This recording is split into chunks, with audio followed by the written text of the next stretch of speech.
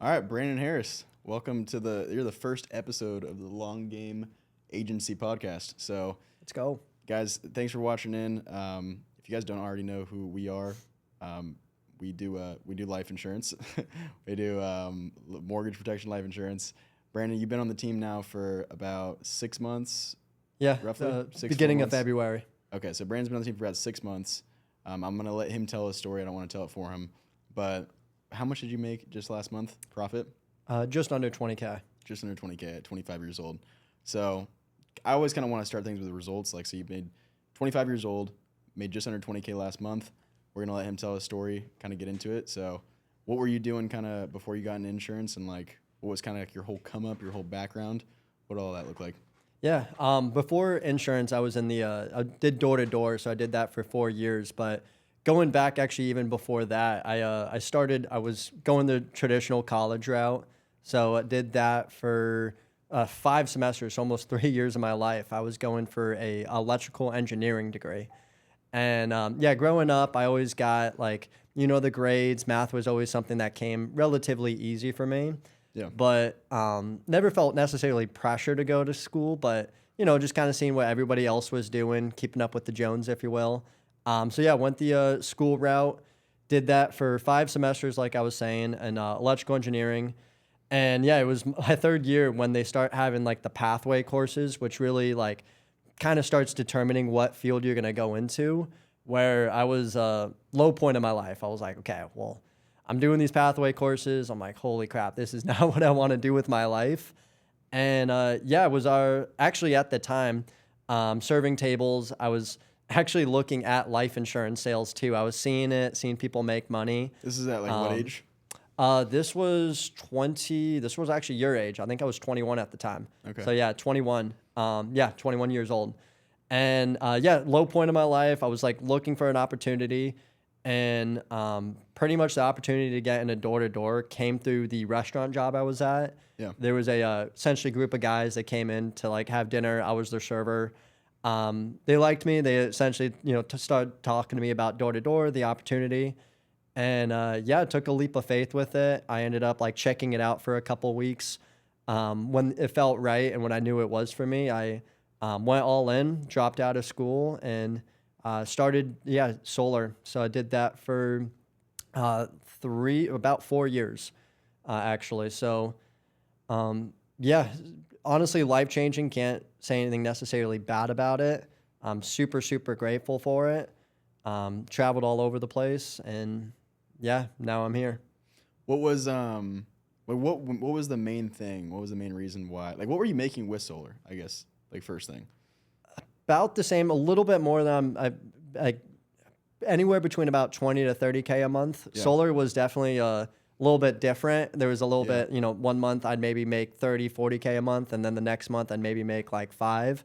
So definitely a lot of more inconsistencies with it. Yeah. At the peak I was averaging on average anywhere between 20, 25, 30K a month. So it's still pretty good money. What was the main reason why you wanted to leave solar and come into life insurance? Yeah, lots of reasons. I mean, ultimately, I was summer after summer after summer. I was ending up in different states. Last year, I was around this time, actually, middle of nowhere, Illinois, super small towns. And it was cool. I made life-changing money at the time, but just wasn't super sustainable. I'm like, damn, am I going to want to be doing this, 3, 5, 10 years from now? Right. And for me, that answer was no. So that was a big part of it. A lot of it too at the time, solar, just a lot of government regulations. So a lot of it was just in the hands of really the people in the office making decisions that impacted the way that career looked.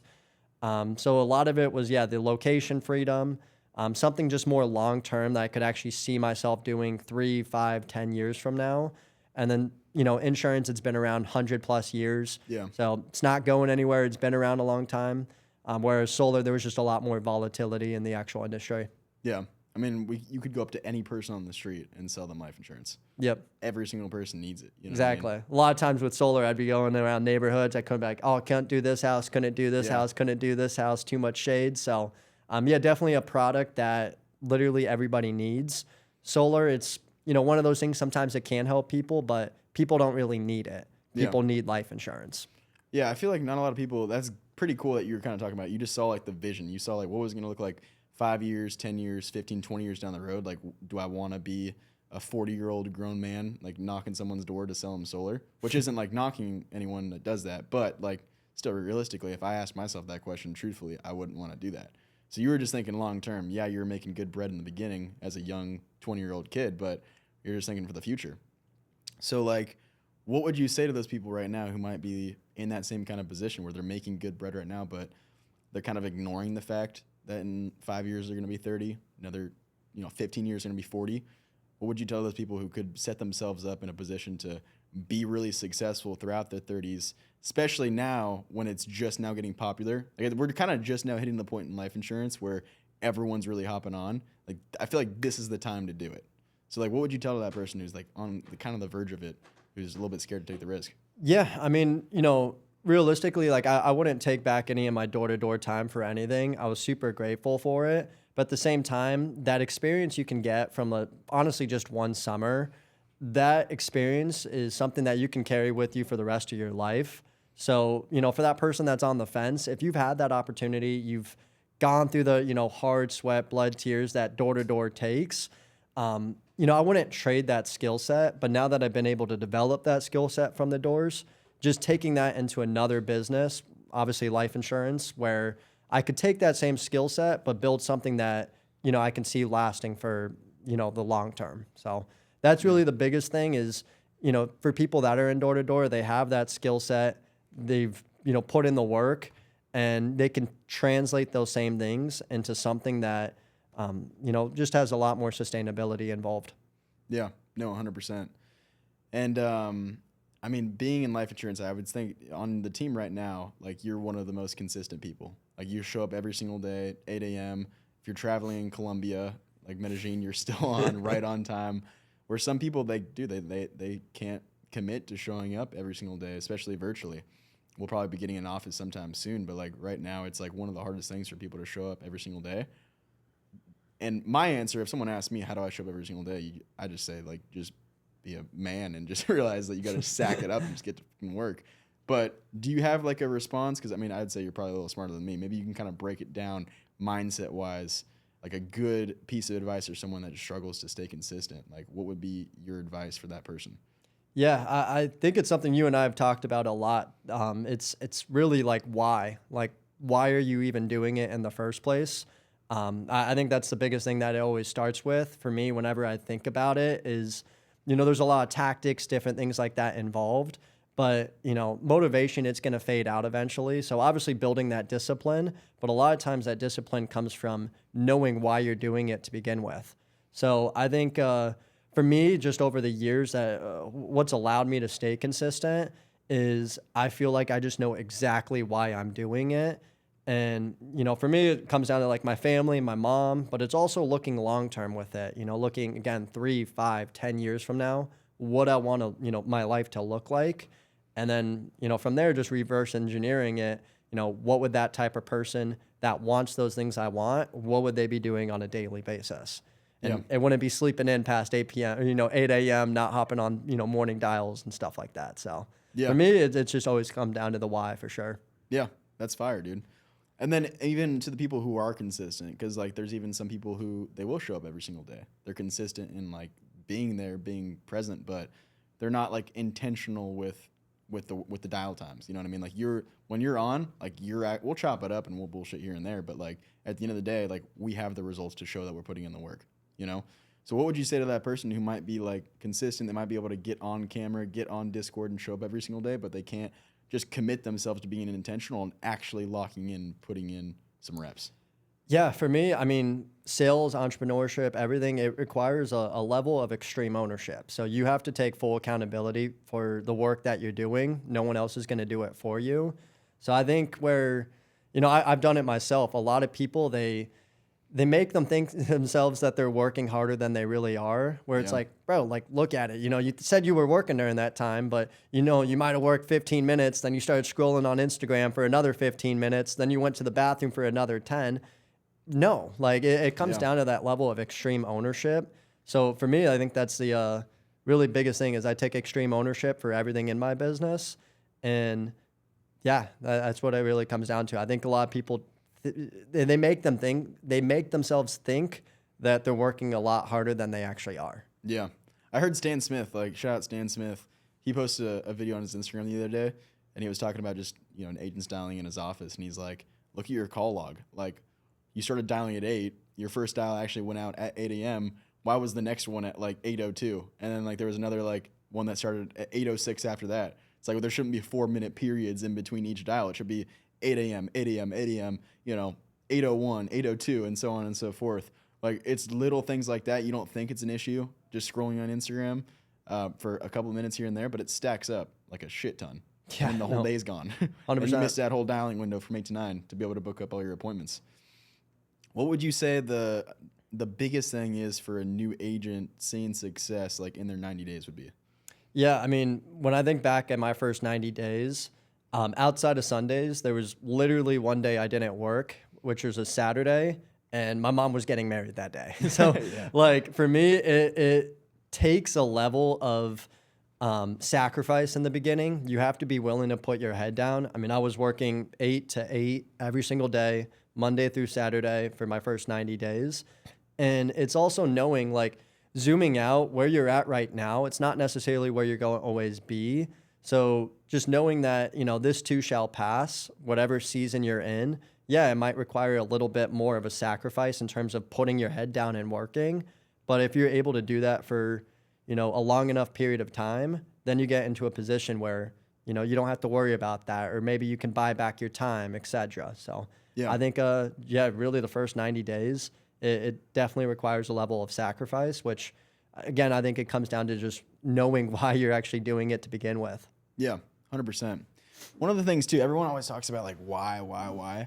And I feel like I didn't even have, like, my why as to why I did everything, even, like, pretty far into it, like, just entrepreneurship in general. I remember when it was about September, like, 2025, Tony Lay, shout out Tony, he was running a training one time, and he was talking about this exact topic. He was like, with new agents, I'm always understanding, like, what their why is. I'll ask them, like, what do you want? And some people can't even tell me what they want. And I thought about it for a second, and I'm like, damn.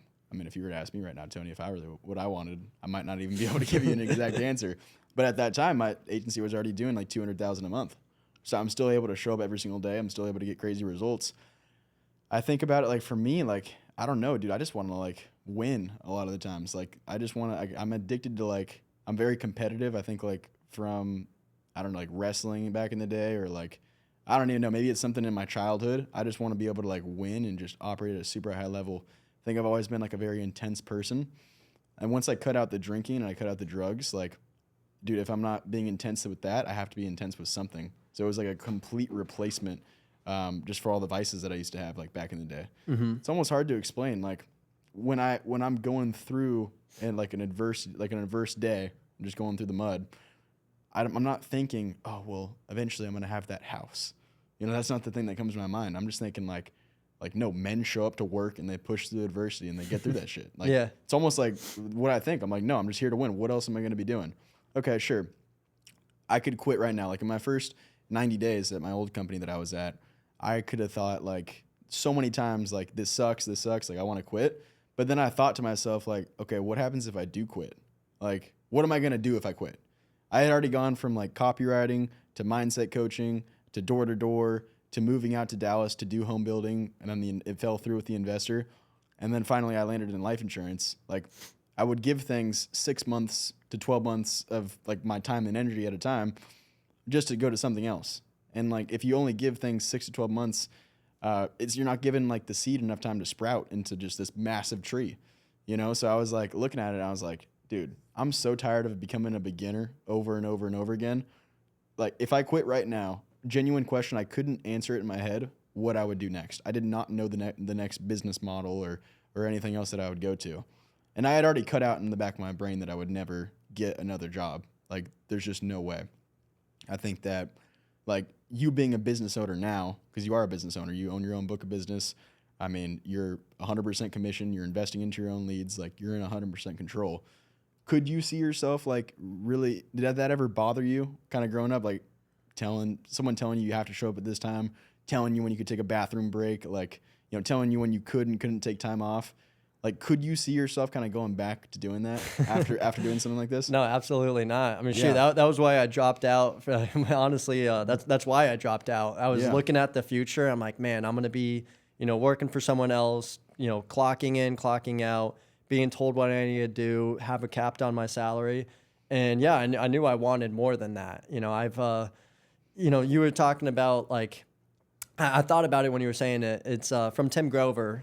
Winning is more fun than fun is fun. Yeah. And that's the idea is like, I have an addictive personality. So I want to just put my mind to something and succeed and win at that. Yes. And I was like, okay, if I go, you know, the traditional 9 to 5 engineering that, I was seeing in other jobs I had, you know, it's like I can put in a lot of extra work. I can be obsessed. But at the end of the day, like, I'm not going to get the actual reward from that. And that's where I realized that pretty quickly on. I'm like, unless I am working for myself or, you know, being in some type of entrepreneurial field, you know, I won't be able to work harder and, you know, be able to get ahead like you know, do have in a position like sales or, you know, entrepreneurship. Yeah. I would say that's a pretty like important thing to like have. Like, I feel like if you're really trying to make it work, I mean, since I knew I didn't want a job, there's no way I could go back to that. Like, I really was in a bad spot, like mentally, like when I was, you know, working around, I was a serving job, not even a serving job, it was a food running job at this beach hut in Pompano Beach.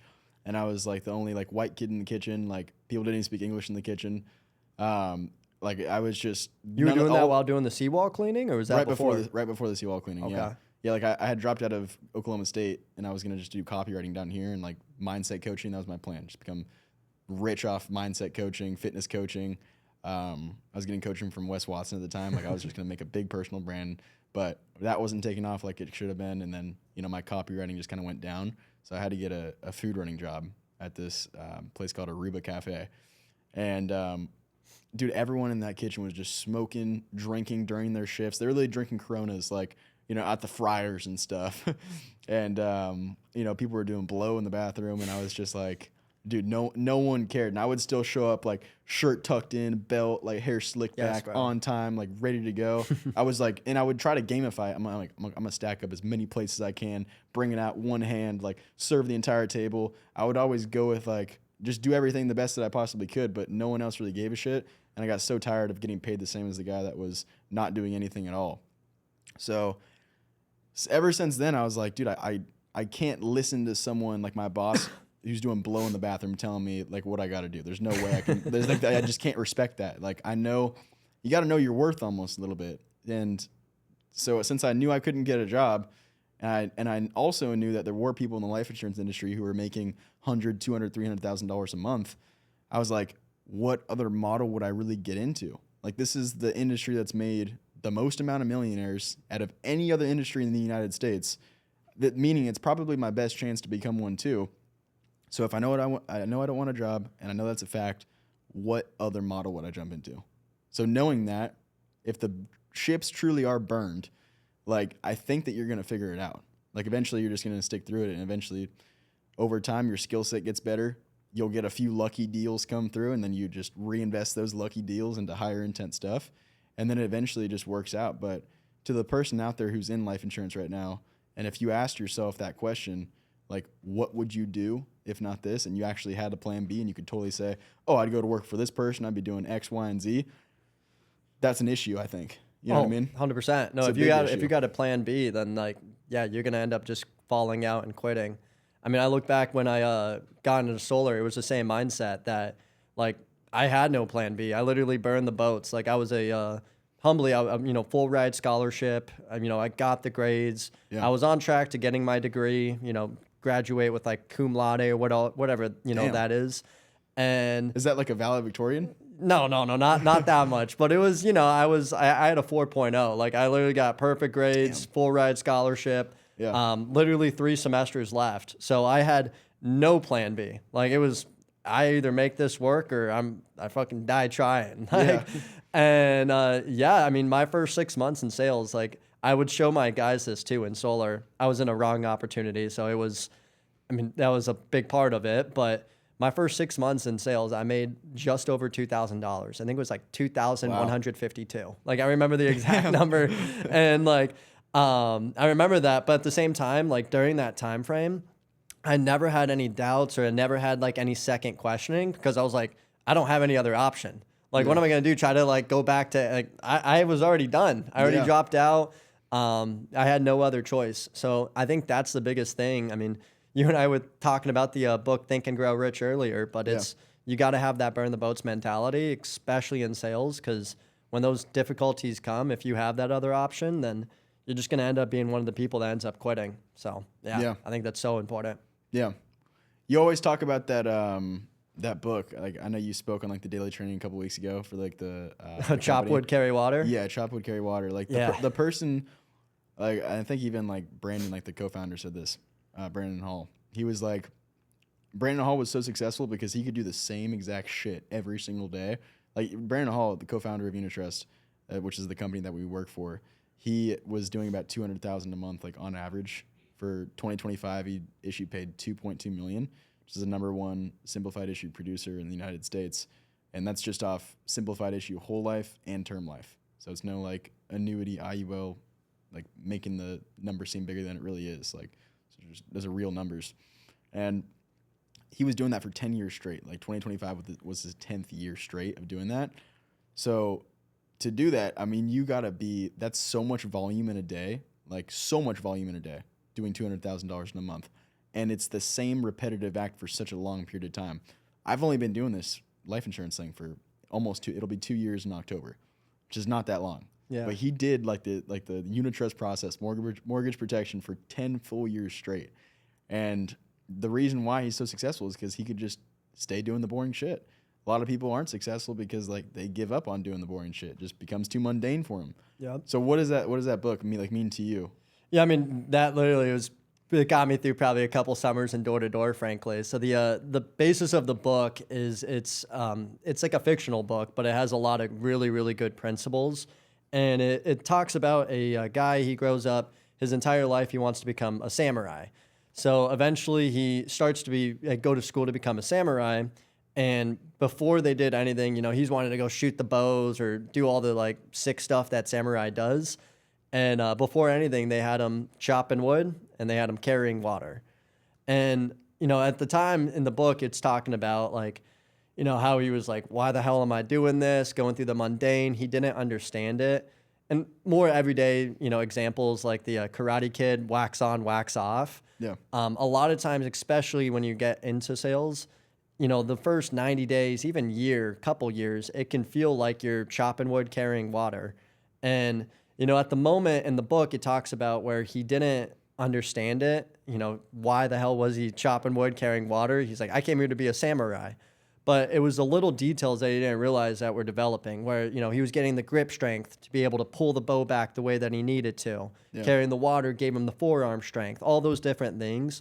Again, same thing with the chop wood or, the wax on, wax off. Yeah. A lot of times it's those little actions. You don't think you're making progress, but it's the invisible progress that you don't see.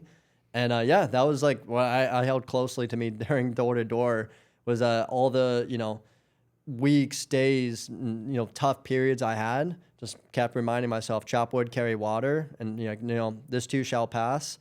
And then eventually it just continuously builds up the skill set to be able to, be in a position where you can win. Yeah, that's fire, dude. And then, we look at people who see success in sales. Some people are pretty smart with their money. They'll do things that we're probably going to talk about in a second, like what you do. And other people, they'll blow it on like a car immediately. They'll blow it on like just an insane lifestyle upgrade, like immediately going from, a $2,000 a month apartment to $4,000 to $5,000 a month apartment and upgrade their wardrobe. Whatever the case is, they just start blowing money. Yep. I did that when I made my first amount of money, and I went down to $1 in my account. I remember seeing in the seawall cleaning, bro. You'd be going seawall cleaning, go get a job, and then go get like poppy steak that night. Yeah, dude. Like it blew everything that I had, and I needed to go through that for sure. Like I think that it's almost a stage that I want to preach. Be smart with your money, but it's almost good to go through that and learn because then you really respect money, bro. Like you really, really respect it. the person who just starts making money pretty quickly, you got to almost lose it to like learn its value. And I'm glad that I went through it. But to the person who should be smart with their money, like you are very, very smart with your money. What are you kind of putting your money into right now that's going to set you up for the future? Yeah.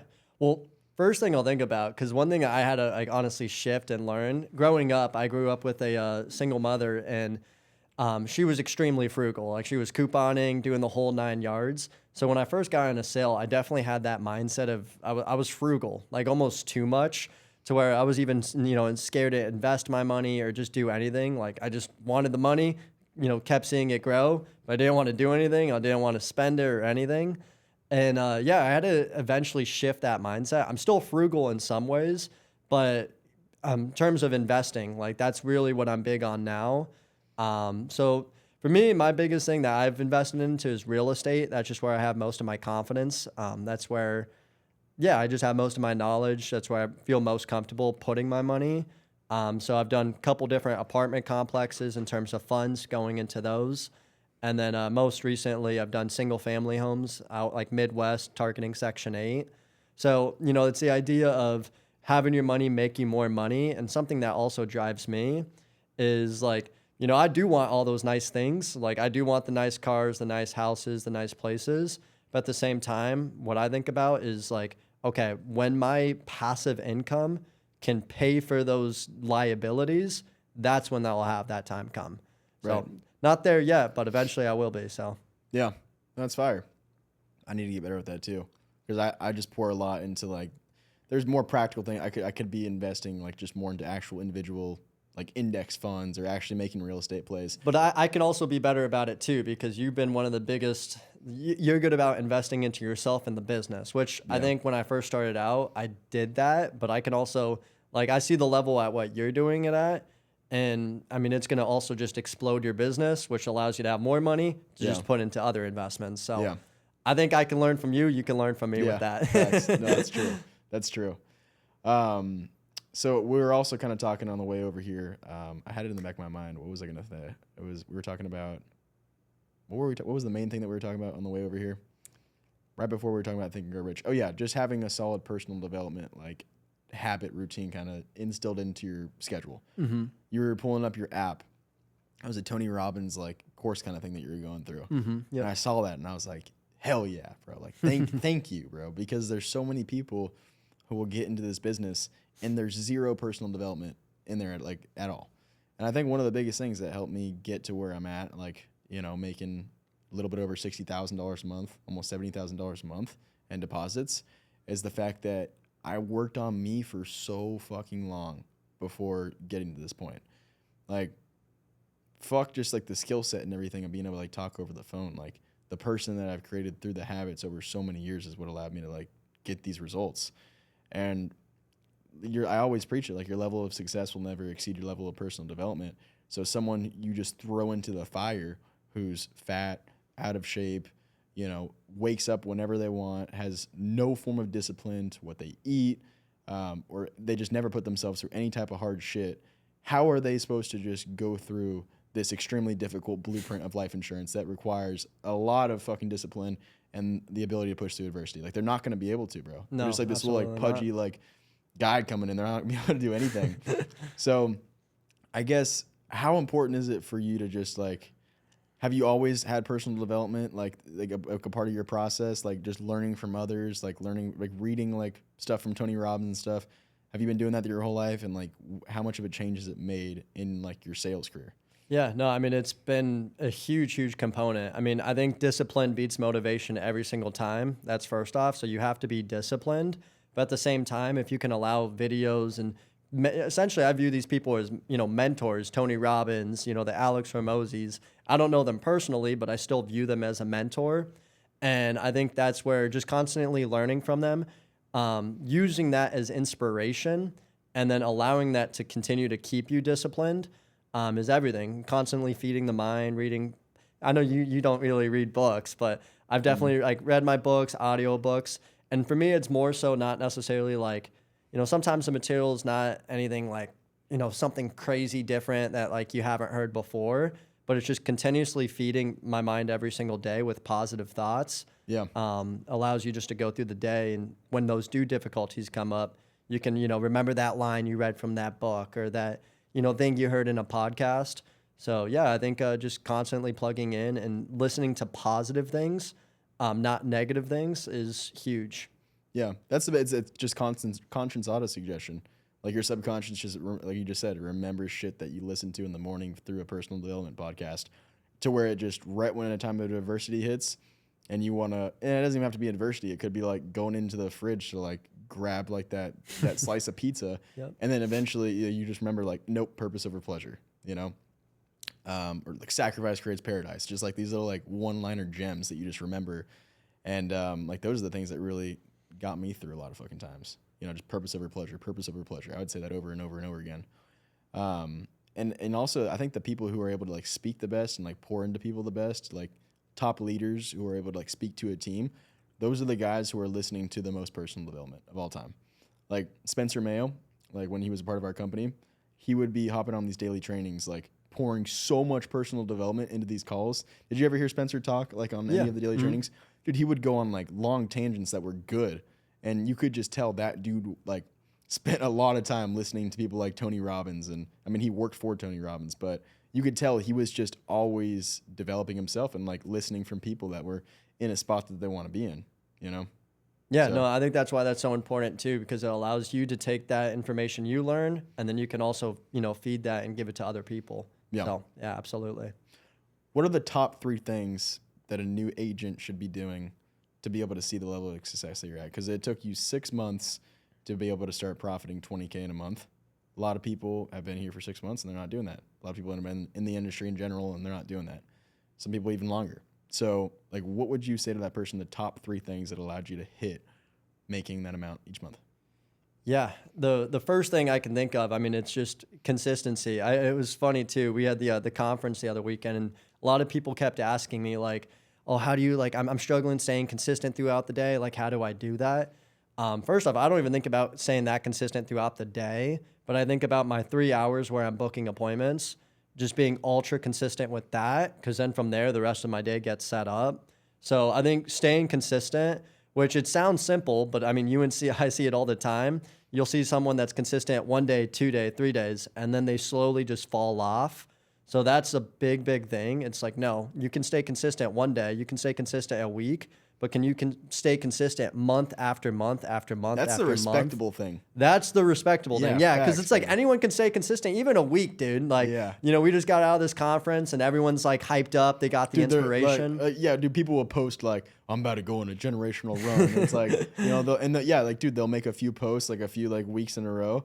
And it's like, all right, dude, like I'm with you, I'm supporting you, but like, let's actually like put some time. Let's hit like month 1. Let's hit day 90, day 120, and then actually talk from there. Yeah, like how long how consistent can you be over a long enough period of time? And I think it's like, it's so simple, but literally so many people aren't willing to do it. So I think that's especially in the life insurance industry, especially starting out, number one biggest thing. For me too, it's just been like consistent lead spend too. I'll see people that like, they'll maybe buy leads 1 week, they don't have the week that they wanted, and then the next week they let off the gas. And it's like, dude, that's the absolute worst thing to do. So I think for me, I've just been confident in myself, which has came from showing up consistently to where I'm able to keep a consistent lead spend. And, if I don't have the week that I wanted that week, the next week I'm not changing things up. I'm still staying consistent with those same actions. And third thing, I mean, just plugging in, like, into the daily trainings, into like, the opportunity that you and I have, like everything's there for you to be successful. I mean, the company's literally founded from he was the number 1 simplified insurance producer in the entire country. Not just 1 year, but again, consistently year after year after year after year. And a lot of people, I don't feel like they plug in or they take advantage of the system.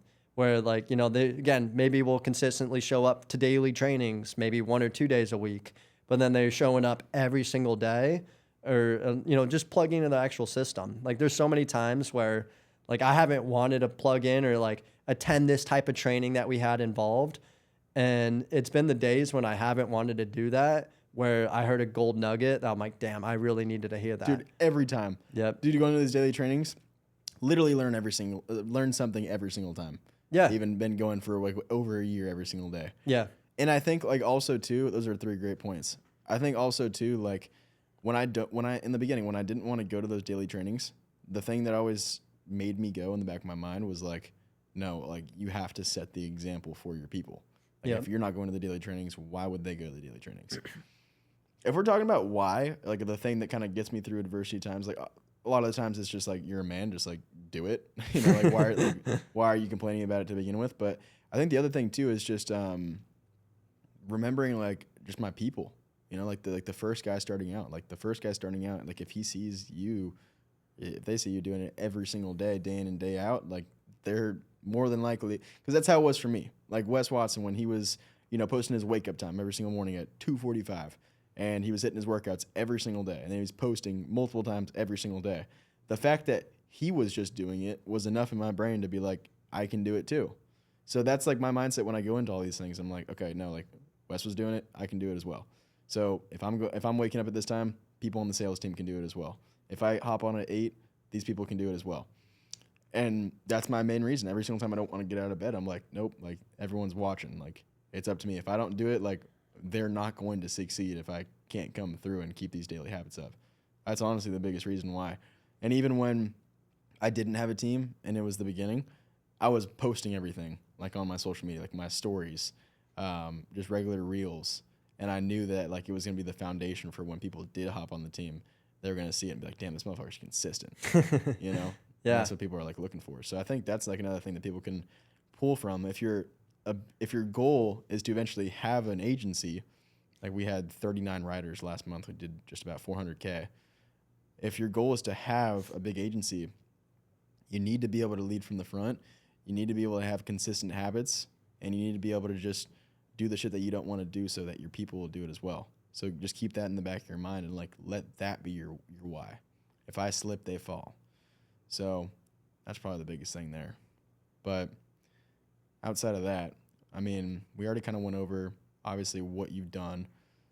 We already went over top 3 pieces of advice. Any things that you wanted to hit on?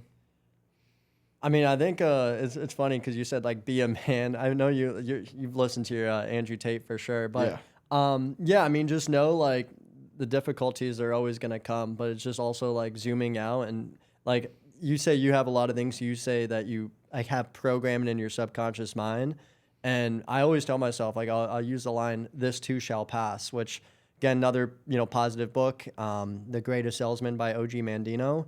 Just always plugging into those positive ideas. And every single time that I've gone through difficulties, I just remind myself, I'm like, this too shall pass, this too shall pass, this too shall pass.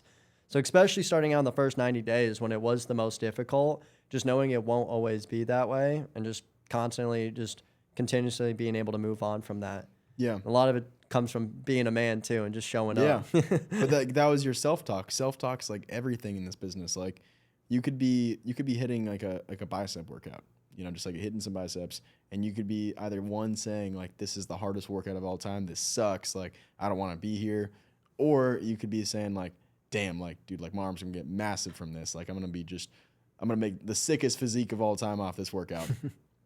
It's the same exact act that you're doing, but it's 2 different ways to view it.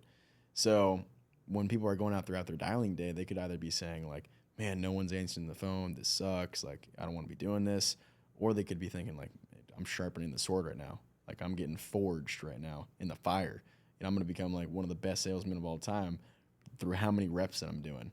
It's like 2 different ways to look at it, and I think that if you have positive self-talk, like this too shall pass, bro, you're giving yourself just enough fuel to be able to make it through to where like eventually time just plays itself out and you eventually see success. Because like you'll fucking accidentally stumble into success if you stay with something long enough. Mm-hmm. You do something for 10 years, you'll stumble into it as long as you're putting in like even like 40% effort in. You know what I mean? Yeah. So self-talk's everything. Yeah. To be able to get to the no, I mean it was funny. I saw a video. The number 1 writer in unit trust on the year they asked him a video like best sales advice, and it was so simple what he said, but I'm like, wow, that's literally everything. He just said, work hard and don't be emotional. And it's so simple. I mean, even myself, like I still get emotional in the sense of like, I'll have a week. I'm like, damn, I didn't have the week. Like, am I like good enough? Like, what am I doing wrong? Like, I'll start, second guessing my own self, but it's just remembering, don't get emotional, but also like, you and I have talked about, it's like remembering who you are. Yeah. Like, Yeah. going back to those Sure wanna talk about difficulties. that. Yeah. When I look back, I mean, at the 4 years I've been in sales, like when I think about my biggest memories, they don't actually come from like my months where I had my biggest sales records, where I closed my most deals. Those honestly aren't the most memorable times. It was from the times where I literally went out to a different state. I grinded my ass off for 2 weeks. And when it was Facts. all said and done, I made no money. Those were the moments that actually, like, when I think about my 4 years, I'm like, that's what I remember the most. Yeah. Because that's literally what like defined me into who I am. And it's also during those times where I'm like, wow, like, this is the times where people quit. And this is what allows me, like, when I'm going through those moments, like, this is going to be part of the story. And I'm just going to have that. And again, when I go through those difficulties, I'm like, dude, remember who you are. Like, I went through that. Like, nowadays, I'm in the AC. So it's like, if I don't have, like, if the week I wanted, I'm like, bro, I was out, last year. I worked 2 weeks this one month. And I literally made $0 working in 100-degree weather. Like, I busted my ass off and it didn't have the results I wanted. Like, dude, if I got through that, like, this is cakewalk, bro. So I feel like that is just always going back and just remembering, like, who you are. And those difficulties you go through, those are just going to continue to build your case for the person that you are. Yeah. I mean, David Goggins talks about it as like reaching into that cookie jar and just remembering all the hard shit you did. Yeah. Dude, if I'm going through something, I'm like, dude, I ran a 100-mile race. Like, I can't dial the phones today. Yeah. Like, dude, I had $1 and like 32 cents in my account back in December 2024. And I'm like, or, if it's like a bad, like recently, like the numbers even were down a little bit with the team, right? We did like 450,000 submit for June. And then it was like 380 or something like last month, like July. So it was down a little bit. But then I think like, dude, no, like we've done 450. Like we can fucking do 500. It's only 50K more. Like just remembering what you've done, self-talk's everything. But would you say for yourself, same thing, when you look back at like, your 2-3 years of sales, would you say like, when you think about your biggest memories, would it have came from the times 100%. you've gone through the difficulties, bro, or is dude, it more no like, doubt. yeah, Dude, well, I mean, I'd say it's a little bit of both. Like I look at like, okay, no, like if I'm going through a slump, I can see, dude, I've hit this before. I can do it again. Facts. You know what I mean? Or if it's like, I would almost say like looking back at like the really tough times, almost kind of just like, it just makes me appreciate everything a lot more. It's just more fun to be able to talk about like, man, like I remember like $1.30 in my account. Like I remember just like at night before I went to bed, like on my knees, like praying to God to make it through. You know what I mean? Like seriously, like seriously asking God to make it through. And somehow we did. But self-talk's everything. But we came a little bit late, so we got to cut this one a little bit short. But cool. Brandon, last thing you want to leave anyone with? Last thing to leave everybody with. To the new agent, let's say. To the new agent. Yeah. I mean, just literally focus on those 3 things, staying consistent, take extreme ownership over yourself, because sometimes you'll say you're staying consistent, but if you actually take extreme ownership and if you really dissect and see how you're working, a lot of times you're not staying as consistent as you are. And again, just zoom out, like know where you're at right now.